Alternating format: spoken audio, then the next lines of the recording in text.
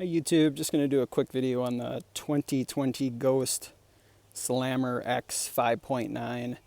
Not a lot of videos on these on YouTube, at least in English, so I figured I was going to do a little overview, a little mini review, just in case you want some more info on it. These bikes in the US, I'm in the US, they're sold exclusively through REI. I bought this online, sight unseen. The price is $3,000 even. There's a $75 shipping fee, and if you're an REI member, you get back $300 or 10% on store credit. So that's kind of nice if you need to buy tubeless kits or pedals, helmets, whatever. So some of the basics, I did weigh this bike without the pedals. That's how it comes without pedals, like most bikes. It's an extra large frame. On a bathroom scale was 36.8 pounds. So I don't know how accurate my scale is. It also claims I gained 10 pounds in the last year, so should I believe it? I don't really know. That's kind of the basics on stuff as far as the weight and the price. The parts it came with was mostly as advertised. The website did say it would come with an Ergon brand seat. It actually came with an XLC, which looks like just a cheap generic seat, and it's fine. I don't feel the need to immediately change it. Same with the dropper post. The website says it's a JD brand, which I think is pretty generic. Documentation in this said it's in a Trans-X, which is okay. It's kind of gritty. Maybe gritty is not the right word. It's not very precise. The lever it comes with is pretty flimsy, so I did just order a wolf tooth, a nicer one that might smooth it out a bit. And I did pull this dropper post out, and the cable is pretty mangled in there, so I think sticking a new cable and doing it a little more carefully would help a bit too. I've ridden the bike a few times. It's been good. It's kind of a beast. I'm coming from an older full suspension but more of a cross-country one from about 15 years ago, so it's definitely a different bike, but it's a beast. The main problem I found with it so far, and I saw some reviews and I wasn't sure if they were legit or not, but the main concern is this rear derailleur cable right here.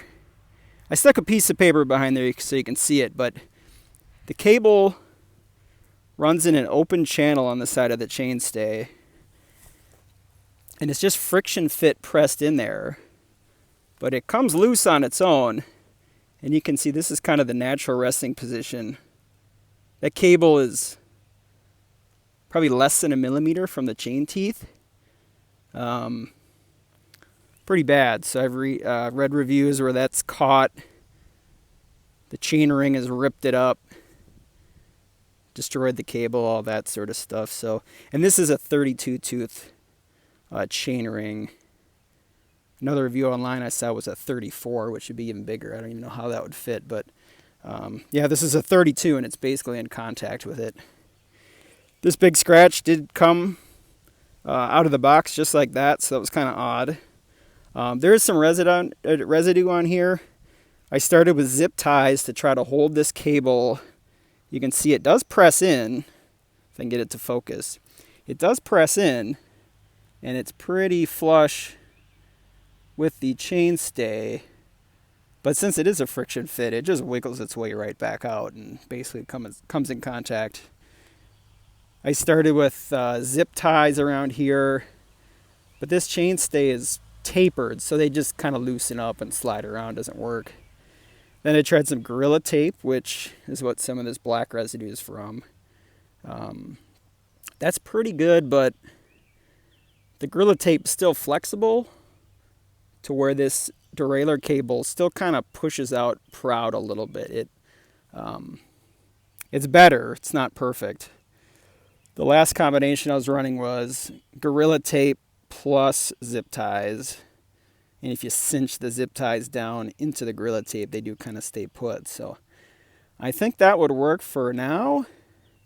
I do have on order from Amazon a heat shrink tubing that you can wrap around. You basically wrap it. It's got an adhesive side on it, and then you can heat it up. So I'm hoping that might be enough. I think last resort I'm going to be maybe take some little pieces of aluminum and epoxy them forward and back of where the actual chainring comes the closest. I thought about just returning the bike altogether, but we're in the COVID spring and summer right now, and bikes are about impossible to find. I was actually surprised I got this one as quick as I did. In REI's defense, this thing shipped. I ordered it late on Wednesday, and it arrived on Monday morning. So the shipping was super fast, which was awesome. And REI's return policy is really good. So if this becomes a long, consistent problem, I don't know, might just have to return it. But I guess bottom line, the design of this is just ridiculous. It doesn't make any sense at all. It's like that on the other side with the hydraulic brake hose, but obviously there's no chainring, so it doesn't really matter. So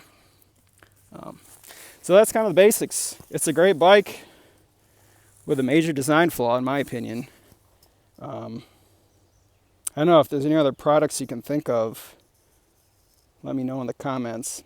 I think another thing I might try is a little bit of hot glue or something in there first to kind of set it, and then tape it and shrink wrap. Just enough to keep it from wiggling out a little bit. So we'll see. I'll update later if I find something great for it. But like I said, otherwise, the other bikes I looked at, most were out of stock, impossible to get for the summer.